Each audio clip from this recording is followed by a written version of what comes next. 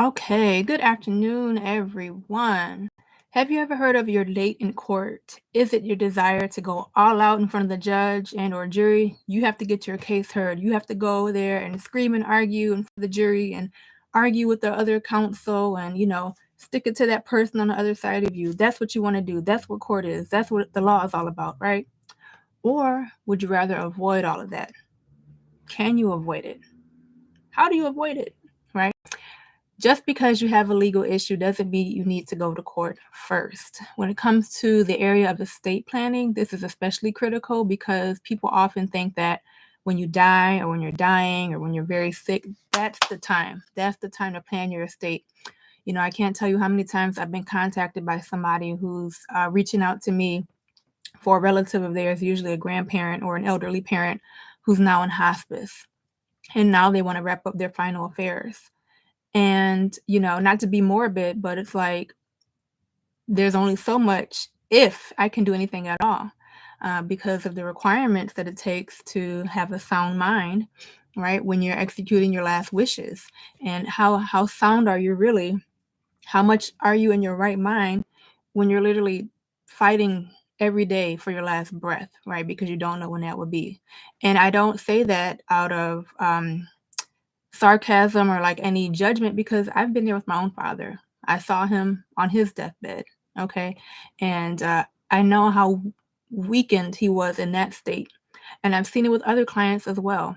And there have been some where, I went there one day and then the next day we couldn't do anything, not because they were passed away yet, but they were just too weak to continue on. So nothing could be done because they only got weaker over time.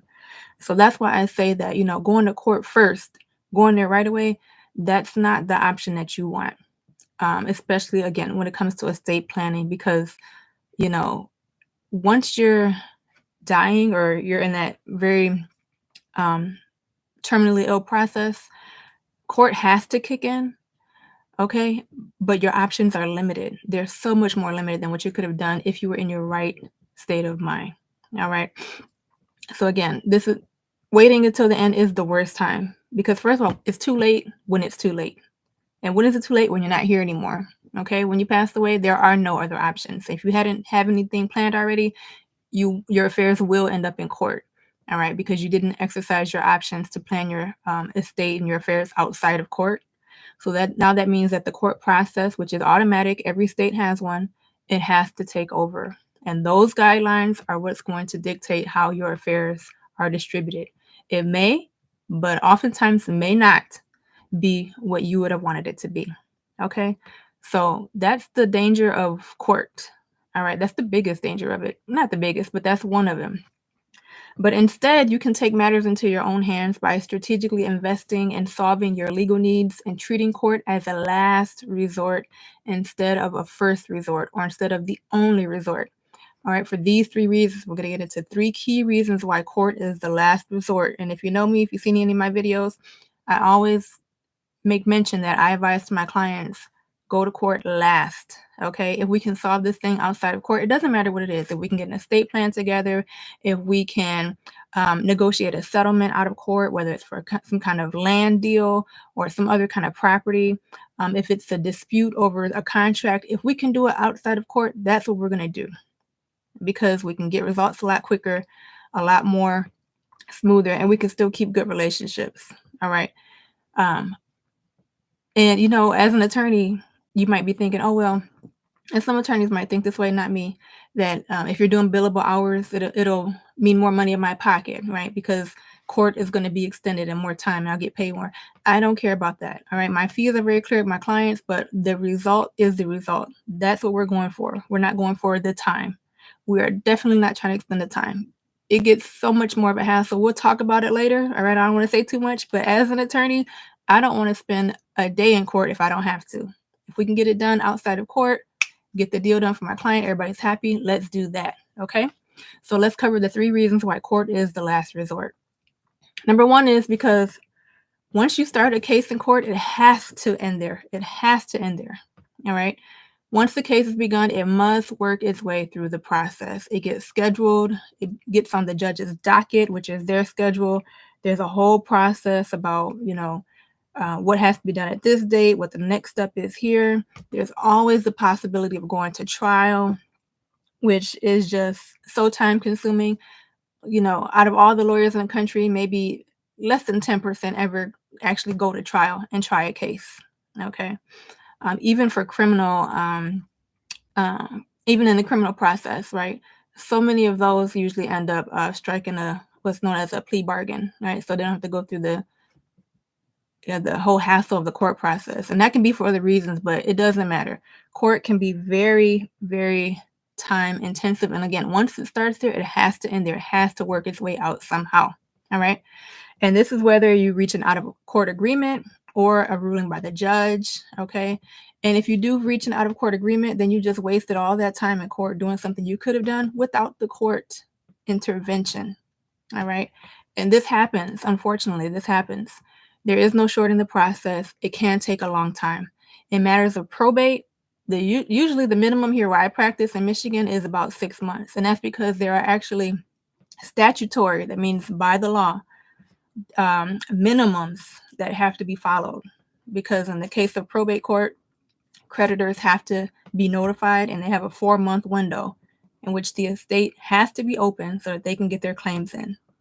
All right. And there's another month before then, another month after. It's usually about a 6-month minimum. But I mean, for at least 4 months, it has to be open just so people who you owe money to can say, they owe me money. Okay. So, I mean, that's mandatory. There's no getting around that. So often, when it comes to that, it can take a year or longer if there are some uncovered or undiscovered, not previously known assets that has to go back into the estate. Usually, a lot of times, it takes so long because there are silly reasons, really silly reasons, that the whole process can and should have been done and taken care of without court intervention. A lot of times, it's disagreement with other family members. All right, I have a case right now. Literally, we could have done this in 2 months. Outside of court, it's taken almost a year now, okay, with the court process, almost a year. About to finally wind up. I'm very hopeful about it. It started off very rough and rocky, but relations have smoothed over just a little bit, which I'm grateful for. Okay, but it didn't take all this. It did not take all of this. I could have saved my client a lot more time, a lot more money, if it didn't need to be extended in this way. But unfortunately, for this particular case, it had to be that way. And we'll talk about at the end when it has to be that way. Okay. But for you, it doesn't have to be that way. This is the only way it has to is if you do that first and you just refuse to exercise any other options. Okay. Whether you do that intentionally or not. But it just costs so much more time, so much more money that it could have been put to better use. All right. And when I'm talking about the court process, a lot of people are really focused on the money, how much the money is going to be, how much you have to pay the attorney, how much you have to do this and do that. The money you're going to have to pay some way. You're either going to pay to get your estate plan done, or you're going to pay to have the estate administered in probate court. Sometimes both. Okay. There's not really getting around the money. It's the time. When I tell you it is the time, and at the end, we're going to talk about even more than the time. All right. That costs so much more because you can never get that back. Even if you paid, let's say you paid $20,000 for all of this stuff. You can get $20,000 back. How? I don't know, but you can. Can you get 20,000 hours back? No, never. All right. So really think about the time cost. Is it worth your time to do all that? And a lot of times, even with the money cost, and look in relation to the property or what is being disputed, is it worth that? Most of the time, it's not. Okay. So again, we'll talk about when it's in court and you really can't do anything else about it at the end. All right. But for now, just know that once the case starts in court, it has to end there. It has to have itself in, has to work itself out. And that's going to take time. It's going to take money. It's going to take effort. And there are other ways that you don't have to even do all that. You can avoid it. We'll talk about that at the end. Okay. So the second reason why court is the last resort is because court matters are public records. And we've talked about this the last couple of weeks. All right. And you really want to think about this when you take into consideration what your issue is. All right. Because it's court, the court is public record, public notice. It's open to everybody. Also media too. Right. And so you see it all the time. It can be an especially messy affair in the cases of probate, family, even criminal, right? That's well, we know what these high profile quote unquote um, defendants have been doing, right? Because the news puts their business all out there. This is what they were accused of. This is what they were charged of. This is what's alleged to have happened. This is how much money was involved, right? This who the person was, what they did. When it comes to like really private, sensitive issues, though, in cases of probate and family court, we're talking about death and divorce. These can be extremely, not only sensitive issues, but extremely traumatic events in anybody's life. Anybody's life. Okay. You're talking about the separation of a holy union. All right. Number one. And then the exit from life. Okay. Number two. These are very, very sensitive, very, very grief stricken, very, very emotional times. And people can act irrationally. They can act just out of emotion and do things they otherwise wouldn't have done if they would have not been in that state of mind. And all of that can be put on the public record in a court case. All right. Also, your assets can be on display for others to access. So if you have multi-million dollar mansions and homes and you never put it in a trust or, did some other kind of private estate planning, like we're going to talk about, all of that is subject to court record and matter of public record. Just look at any celebrity that didn't have a will, didn't have any estate plan. Prince comes among them. I think Aretha Franklin, there was a big dispute about which one was her correct one. Even Michael Jackson, who had a will, but a will doesn't avoid probate court. So we see all of his affairs, all the listings. It was just the ruling that, the estate won over against something of the wishes of his mother, right? So imagine, and his mother was dear to him. Imagine if instead of having that in a will, it would have been in a trust, and he could have taken better care of her specifically in that vehicle. All right, but all of these assets are just out there on display in public access for others to see what you have. And then also, family comes out the woodwork when they find out you have something. We talked about creditors. So in the case of probate court, there's a 4-month minimum here in Michigan, and you have to publish a notice to creditors so they can make their claim. Because it's public and you have to put it out there, they can come. So maybe it's a 10-year-old debt or something like that. You thought it was paid off. Nope, here they come looking for their money, right? So assets are on display for others to access and perhaps take advantage of if it's that kind of situation. And then when it comes to like I said, death and divorce with these public matters, so probate and family, children and family, how are they feeling? Their names are going to be out there too, So if it's, and I don't do family law. I always refer that out because I know I just don't even want to deal with those. That's a whole nother set of emotional issues, right? But it applies here as well because the children have to be litigated. They have to be considered. Their names have to be on the record. You can do things to protect their identity and protect them as children and whatnot, but I mean, all that has to be adjudicated, has to go on the public record. Same thing with probate, right? And how does that make the children and family feel? So when we talk about probate court, I mentioned this in the last couple of videos. If you don't plan your own affairs, let's say you have a stepchild, you never naturally adopted them. Well, now your estate has to go to court. And guess what? The natural children, they're going to get the money. They're going to get the property. Stepchild is left out, and it has to go on a public record. That stepchild didn't get anything, even though you love that stepchild just the same. And how does that make them feel? Does that make them feel equal to their siblings? Does that make them feel your love even though you're gone? Right? So that's why, court is a last resort. You can avoid all of that mess there in a private vehicle. Okay, when it comes to estate planning, and perhaps even with family, because there are a lot of different alternatives. Okay, and I'm not sure of all of them with family law, but for probate, there are alternatives. I'm going to get into that now. All right. So that was the second key why you want to go to court last, because it can be a matter of public record and get real messy and private. And private stuff you don't want out there can become public. All right. The last key is the energy. The energy exhausted can be used more productively in alternative solutions. All right. Like I said, there's a time cost, there's a money cost, there's an energy cost. I mean, your actual physical energy, your mental energy, your emotional energy, it can drain you. Going to court can be very, very energy intense. Okay.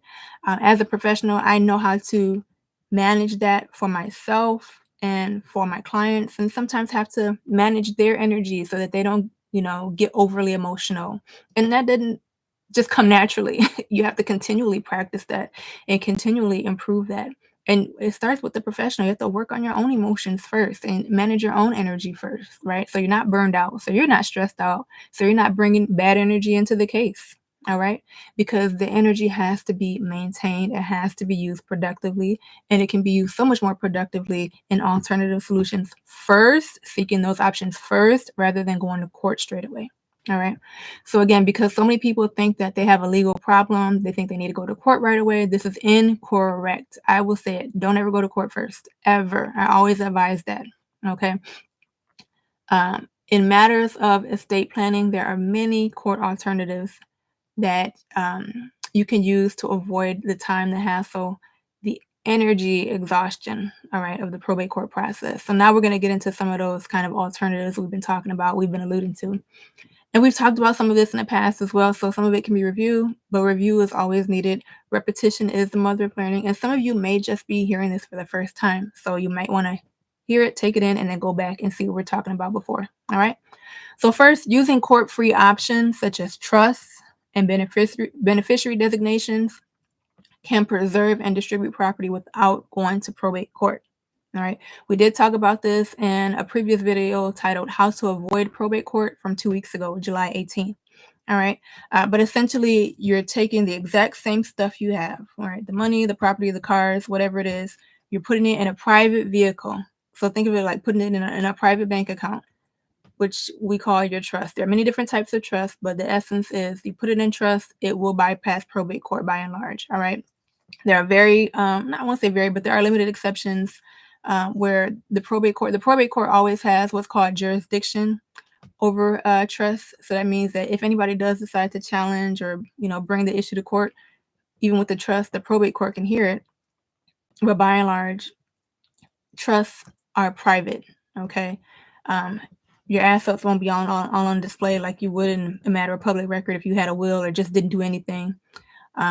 With beneficiary designations, like we talked about, if you put somebody as a beneficiary on your bank accounts and your life insurance policies, your retirement policies, that goes straight away to them and doesn't go to court at all. Those are third-party contracts. The court rarely can break those. All right. And I've seen this recently in the news, even with high six-figure. I have to pull it up, and I can't remember which state it was in. It might have been in another country, but I don't think it was another country. It was somewhere in the United States, but there was a very wealthy man who had a $750,000 retirement policy that he had listed an ex-girlfriend as a beneficiary. He hadn't updated this beneficiary since the 80s, and he just passed away this year, 2024. I think he had been married and divorced and all kind of stuff by then, okay? But the ex-girlfriend had been out of the picture, but she was never changed as the person on that beneficiary designation of the policy or the account. Guess what? She inherits that, right? Because that's what the third-party contract said. And his estate, which his brothers represented, they're fighting tooth and nail to get the judge to overturn it, overrule it. Those contracts are pretty solid, okay? So when it comes to your bank accounts, when it comes to your life insurance policies, when it comes to your retirement accounts, name somebody on there, it'll go to them right away without going to court. All right. And that's you can do that right now. Review your beneficiary designations. Do that right now. If you don't have somebody, put somebody on there. Okay. Not my legal advice, but I'm telling you, it avoids so much hassle. Okay. And it's something easy right now that you can do in your own strength, your own power. So we did talk about that in a previous video, again, titled How to Avoid Probate Court. And that was one way to avoid it, is to use court-free options like beneficiary designations and trusts. Second, another way to avoid, use powers of attorney. Powers of attorney are key documents. They are critical. They are underlooked. They are sometimes overestimated or shunned. No. These are very important. They are key documents. They are effective only during your lifetime. That means once you pass away, you cannot have one. Once you pass away, the one you have terminates. Okay. And using a power of attorney, you can extend your power to take control of your affairs, whether they be your financial affairs or your healthcare affairs. And you can designate someone to act in your place and to control those affairs for you, all right, or with your assistance, when you're no longer able to due to some kind of physical or mental inability, all right? The key is you have to execute them properly. There is a new law that went into effect, the Uniform Power of Attorney Act. So you want to check with your attorney where you are to make sure they're executed correctly, because I've seen so many of them just downloaded online and, oh, let me sign it here really quickly. And then the person goes to use it and the bank rejects it. The realtor rejects it. The mental health facility rejects it. I've seen this happen. All right. So, we think that legal forms and DIY is cool and the way to go at your own risk. All right. So you definitely just want to make sure that they're executed correctly, and that it's executed before any disability occurs. So you don't do it when you become disabled. You don't do it when you're kind of losing that mental capacity. It's key to do it beforehand. So that way it will last through the disability. That's the idea. It's an in case of, think of it almost like an insurance policy. Let's say you have health insurance. I don't know if we want to use that one, but let's say you have some kind of insurance where you get hurt, like a disability insurance. You get hurt, you can't work, they'll pay you for not being able to work, right? Because of disability. Well, with the power of attorney, if you get hurt or you start having some kind of mental diminishing mental capacity, you have that power of attorney in place. It's in effect. Somebody else can still act for you, so that you don't have to go to court. This is the thing. So you don't have to go to court to name somebody to do that for you. All right. Because if not, you go to probate court, and there are very time intensive and very intrusive proceedings called guardianship and conservatorship proceedings that can be easily avoided with proper powers of attorney. All right. I don't want to get too much into the weeds of that. I think I'm going to do a whole nother video about that, just about how time intensive, cost, not prohibitive. I mean, it's going to cost money, but the time, the sensitivity of it, how would you like to go to court and have someone basically litigate over your sanity? I've seen this in court so many times, and to me those are the most soul sucking and like soul hurting cases, where you're literally there in court. You may or may not have been losing your mind already. Some people have already been in the psych ward or whatever it is. There's other psychologists there to decide whether you are in your right mind to act for yourself or not. And if you're not, the court names somebody else for you. So you just lose complete control. You lose complete control, and the judge's authority stands. You don't want that to happen to you. That's why it's key to execute your own documents beforehand. And that's why it's key to put a plan in place before court is needed. Okay? Because if you don't, you're going straight to court. Your options are limited. Okay, so that's powers of attorney. And then we talked about how sometimes there are going to be times where, there wasn't anything done, or we can't agree, so we do have to go to court. Well, okay. I understand that, but again, this is the last resort. So we're literally at the last point. Okay. What can you do? Simple negotiations. Be a human being. Be reasonable. Okay. Be agreeable. Doesn't mean you have to give in or cave in, but be agreeable. Be very direct about what it is that you are desiring, what you want, and how you can fulfill that desire, as well as meeting the needs of somebody else if you come down to some kind of disagreement. All right. Especially with family. You know that they're family. You know how they act. Let's get around the family dynamics of it and hash out an agreement. Okay, let's come to the table as mature adults. And I can't tell you how many people, it doesn't matter the age, just refuse to do that. Okay. People, two times my age, people 10 years older, people my age, it doesn't matter. People are people. A lot of times I say two things often. Never go to court first, and it's not a legal problem, it's a people problem. Okay. So if you find yourself, going through these alternative solutions and, okay, I can't do this. All right, powers of attorney, that's out. Simple negotiations. All right. Agree to be agreeable, especially with family when it comes to who gets what, if there's some kind of uncertainty. Again, sometimes court is going to be necessary when there's no plan in place, but rather than having to be a long, drawn out, contentious, bare bone, bare knuckled, dragging out fist fighting in the court process, agree to negotiate in good faith. That means you have good intentions. You're not there to be fooling anybody. and in good terms, okay? And put it in writing. Very important. Put it in writing. Oral, that means oral agreements that you kind of verbally agree to, those are effective, but it's not as effective in writing. And when it comes to property, when it comes to real property, real estate, homes, commercial property, business buildings, anything like that, land has to be in writing, has to be in writing, has to be in writing.